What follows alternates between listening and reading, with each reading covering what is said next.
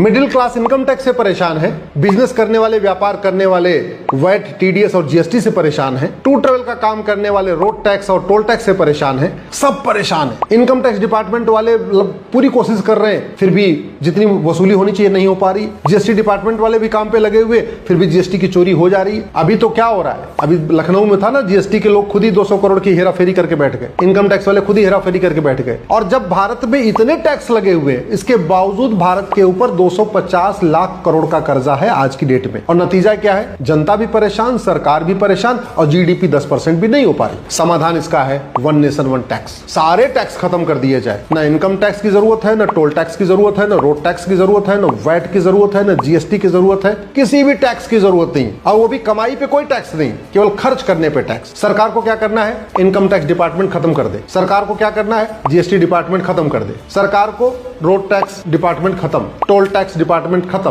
VAT खत्म, GST खत्म।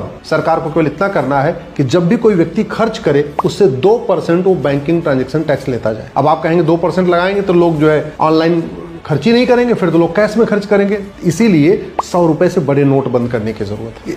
सरकार 100 रुपए से बड़े नोट बंद कर दे, 5,000 रुपए से महंगे सामान का कैश लेन देन बंद कर दे, 50,000 रुपए से महंगी प्रॉपर्टी को आधार से लिंक कर दे और 2% बीटीटी लगा दे, बैंकिंग ट्रांजैक्शन टैक्स लगा दे। इन मिडिल क्लास भी खुश हो जाएगा, नौकरी पेशा भी खुश हो जाएगा, सारे बिजनेस व्यापारी भी खुश हो जाएंगे, तो देश में सब खुश हो जाएंगे और सरकार की आय बढ़ जाएगी।